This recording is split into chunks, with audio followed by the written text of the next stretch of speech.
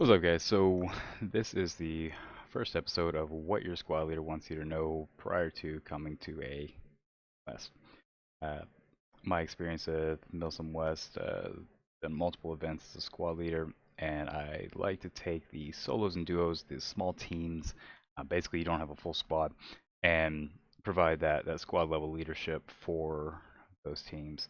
The things that we're going to cover in this series as a whole are the things that I wish I had been able to cover with my squads, and it would have made the whole experience a little bit easier and a little bit more seamless, and probably mostly easier on me in terms of from like a command and control perspective, because people know what we're doing, and so this is all going to really help level set and make sure everybody knows what's going on and kind of what they should do at different points. So this is not this is not oriented towards like actual infantry, um, because I'm going to be covering very surface level, very minimalist, kind of your bare bones need to know information. Um, so I don't want anybody coming at me saying, "Oh, in my unit or when I was in Iraq or I was in Afghanistan." Well, no, I get it, but I'm talking about a group of 12 people who have never met each other, who are walking into the woods in the middle of the night to go play BB Wars, and just bare minimum get everybody up and running in the same direction. So that's what this is going to be focused on. So with that, let's change my screens here. So make me small. So we're going to focus on three of the basic movement formations, and that is the file, the wedge, and the line. As you can see, your file, you are ducks in a row, like kindergartners, going to lunch, one in front of the other. You use the file when you're not expecting enemy contact. You're basically just traveling. So let's say that we're in a constricted area, we're on like a deer trail or something that goes to the woods. We can't really spread out. We don't expect to make enemy contact. Speed is important at this time. We're going to travel in this file. You'll also hear it called a column. The leaders should position themselves in a central location. So what we've got here is essentially a team where the team leaders position themselves centrally. If we're moving as a squad, which we will be, you'll have two team files, one in front of the other, and squad leader positioned in the middle. And we'll draw this out. Go ahead and draw this out.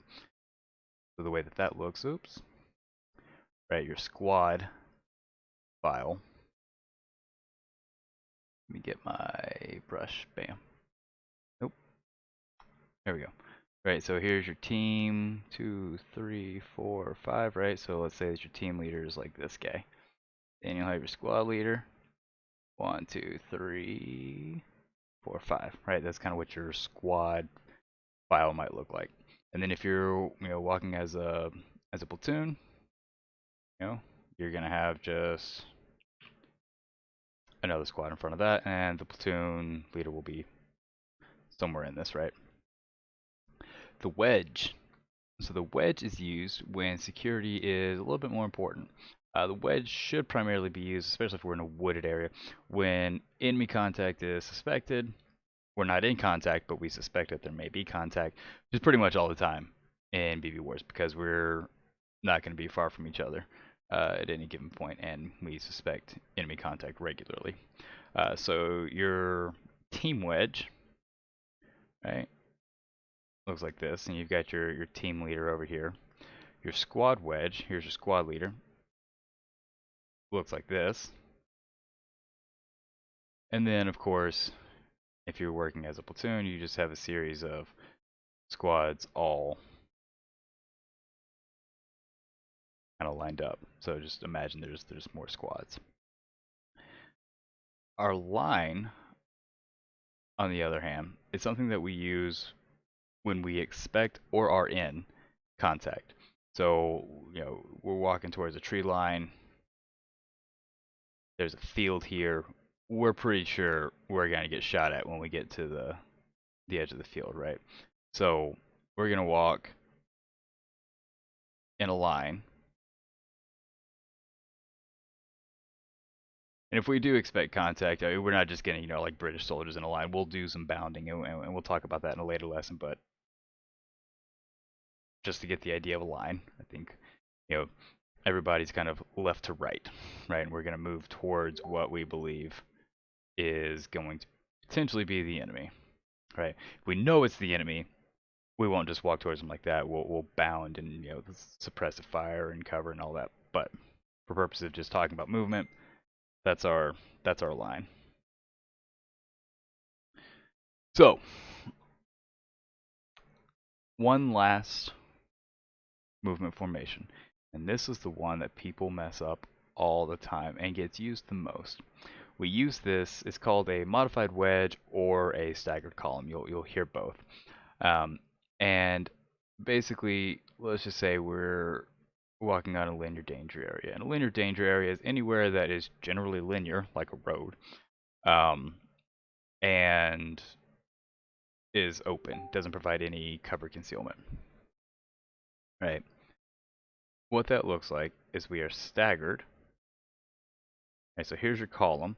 You basically have two columns, but you're staggered. Right? You don't want to be directly across from the guy here.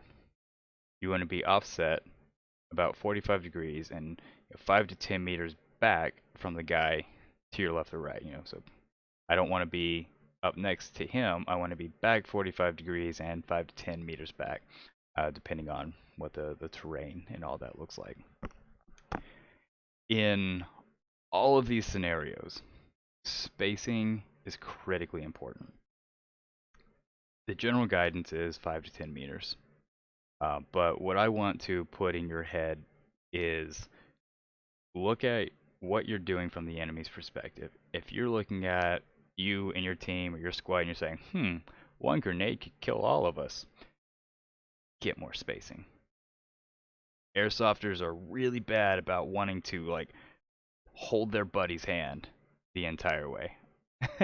and really, I've seen people for years in the military never get a hold of this. Like they just don't get the concept of spacing, or they just don't pay attention to it.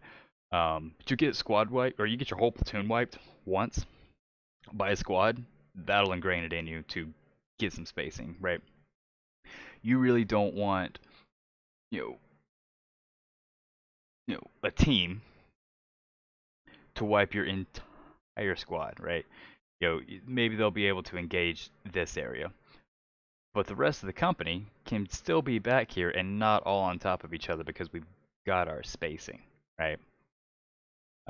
So just keep that in mind. Think from the enemy's perspective. If somebody just full auto and went, how many of us would they get? If it includes you, back up from the dude in front of you. That's my speech on spacing. So if you ever hear me say, get your spacing, hey, you need more spacing, or just spacing, get more distance, right? And it's because I'm reading you way too close to everybody around you. I don't want one grenade to take out my entire squad. Just shouldn't happen like that. So file, wedge, line, staggered column, or modified wedge, and your spacing. So let's talk hand at arm signals. How will you know to get into which formation? All right, so file, just like this, karate chop to the head, that's file. You receive the signal from somebody in front of you, they're going to turn around, look at you, go, hacha. You're going to acknowledge that, turn around, look at the guy behind you, karate chop your head, make sure that he sees you, and that he then turns around and passes it back. It is your responsibility that the guy behind you passes it back. All too often, people don't pass it back, message doesn't get relayed, all kinds of disaster happens, especially depending on what kind of hand and arm signal got passed back. If it's the let's go, right? So we're just, let's go, right? We've come to a halt and we're going. Make sure the guy behind you sees the let's go and you don't leave, because it just takes one person to not receive the signal, and then half the platoon doesn't move.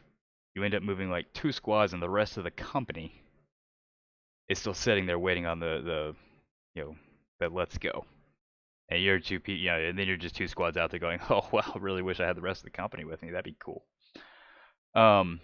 So pass it back and then make sure that guy passes it back. So file, right? Our wedge, look for the hang loose, the jumbo, you know, the cowabunga dude. This is your wedge. I think actually Doctrine has changed to something like this these days. You won't see that at Milsim West. I've never seen it at Milsim West because most of the people have been, are from the era that I was in, so it's been a while, and this is what we use. You may also see them like hold their arms out to the side and down at 45 degrees. You'll see a lot less of that, but if you do see it, it means get into a wedge. Online, we are going to punch out, so you'll see your leader like do this direction, punching the arm out to one side or the other. One hand is going to be holding a rifle, and so get online, right, left, right, whatever. One arm punching out. That's the get online symbol. Staggered column. Apparently, it's changed again. So what it is now is this, which I think is silly because again, I've got a rifle in this hand, and I'm like, I don't know. Never seen it at Milsim West. Don't plan on seeing it at Milsim West. What you'll see is people do one of a couple things. If it's me, you'll see me hold my arm out to. I'm trying to get the camera. Let's go chatting. This arm. You'll see me stick my arm out and do this number. You'll also see people do like, I don't know, they're flipping a pancake. This is what I've also seen. You see all kinds of silly stuff. But really, from a staggered column perspective, if you're on a road, if you're on a linear danger area, and you see people spreading out, get into a staggered column. That's never really gone well on any Milsim I've been on. And it's probably the hardest one for people to get. I don't know why, because it should be simple, but really what it is, people zone out. So file, bam, make sure the guy behind you gets it. Wedge, gonna give the cowabunga dude. Line, punching out, right? Staggered column, it's either gonna be something like this or something more exaggerated. You might see this. I've never seen it. But that pretty much covers all of the basics of movement formations that I want to cover in the first series. Again, this is very strictly focused for getting 12 people who have never met each other, never worked together, never in the military, all under the same doctrine of how we move as a squad, so that we can step off at night and hopefully still be effective.